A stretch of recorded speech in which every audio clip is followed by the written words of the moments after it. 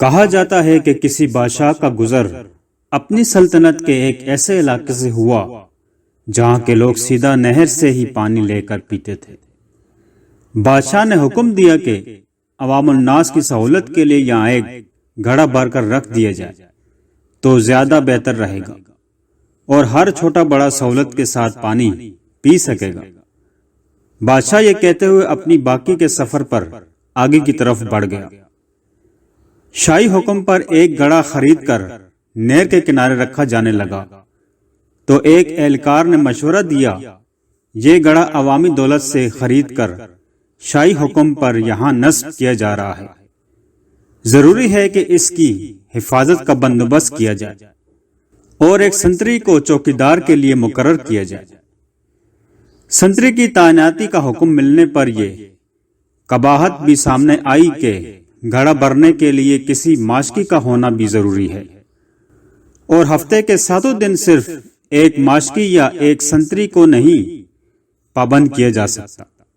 بہتر ہوگا کہ 7 سنتری اور ساتھ ہی ماشکی ملازم رکھے جائیں تاکہ باری باری کے ساتھ بلا تعطل یہ کام چلتا رہے۔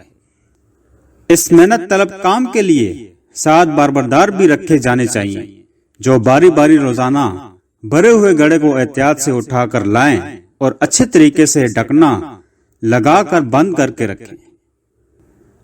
ایک اور دور اندیش مصاحب نے مشورہ دیا کہ اتنے لوگوں کو رکھ کر کام کو منظم طریقے سے چلانے کے لیے ان سب اہلکاروں کا حساب کتاب اور تنخواہوں کا نظام چلانے کے لیے منشی محاسب رکھنے ضروری ہوں گے۔ اکاؤنٹنٹ کا ادارہ بنانا ہوگا، اکاؤنٹنٹ متعین کرنا ہوں گے۔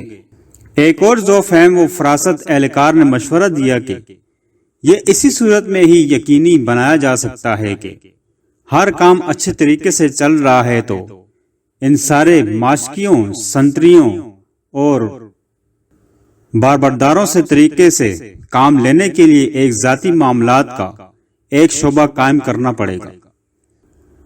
ایک اور مشورہ آیا کہ یہ سب کچھ ٹھیک ہو رہا ہے مگر ملازمین کے درمیان میں لڑائی جھگڑا یا کوئی زیادتی ہو جاتی ہے تو ان کا تصفیہ اور ان کے درمیان میں صلح صفائی کون کرائے گا تاکہ کام بلا تعطل چلا رہے۔ اس لیے میری رائے میں خلاف ورزی کرنے والوں اور اختلاف کرنے والوں کی تفتیش کے لیے ایک قانونی امور کا محکمہ قائم کیا جانا چاہیے۔ ان سارے محکموں کی انشاء کے بعد ایک صاحب کا یہ مشورہ آیا کہ اس سارے انتظام پر کوئی ہیڈ بھی مقرر ہونا چاہیے۔ ایک ڈائریکٹر بھی تعینات کر دیا گیا۔ سال کے بعد حسب روایت بادشاہ کا اپنی رعایا کے دورے کے دوران اس مقام سے گزر ہوا تو اس نے دیکھا کہ نہر کے کنارے کئی کنال رقبے پر ایک عظیم الشان عمارت کا وجود آ چکا ہے جس پر لگی ہوئی روشنیاں دور سے نظر آتی ہیں اور عمارت کا دبدبا آنکھوں کو خیرہ کرتا ہے۔ عمارت کی پیشانی پر نمایاں کر کے وزارت انتظامی امور برائے گڑھا کا بورڈ لگا ہوا ہے۔ بادشاہ اپنے مصاحبین کے ساتھ اندر داخل ہوا تو ایک علیحدہ ہی جہان پایا۔ عمارت میں کئی کمرے، میٹنگ روم اور دفاتر قائم تھے۔ ایک بڑے سے دفتر میں آرام کرسی پر عظیم الشان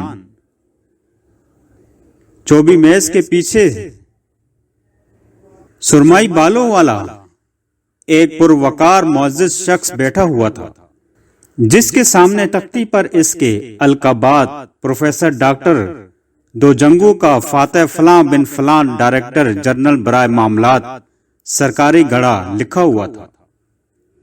بادشاہ نے حیرت کے ساتھ اپنے وزیر سے اس عمارت کا سبب پوچھا اور ساتھ ہی اس عجیب و غریب محکمے کے بارے میں پوچھا جس کا اس نے اپنی زندگی میں کبھی نام بھی نہیں سنا تھا۔ بادشاہ کے وزیر نے جواب دیا، حضور والا، یہ سب کچھ آپ ہی کے حکم پر ہی تو ہوا ہے جو آپ نے پچھلے سال عوام الناس کی فلاح اور آسانی کے لیے یہاں پر گڑھا نصب کرنے کا حکم دیا تھا۔ بادشاہ مزید حیرت کے ساتھ باہر نکل کر اس گڑھے کو دیکھنے گیا جس کو لگانے کا اس نے حکم دیا تھا۔ بادشاہ نے دیکھا کہ گڑھا نہ صرف خالی اور ٹوٹا ہوا ہے بلکہ اس کے اندر ایک مرا ہوا پرندہ بھی پڑا ہوا ہے۔ گڑھے کے اطراف میں بے شمار لوگ آرام کرتے اور سوئے ہوئے پڑے ہیں اور سامنے ایک بڑا بورڈ لگا ہوا ہے۔ گڑھے کی مرمت اور بحالی کے لیے اپنے عطیات جمع کرائیں۔ من جانب وزارت انتظامی امور برائے گڑھا۔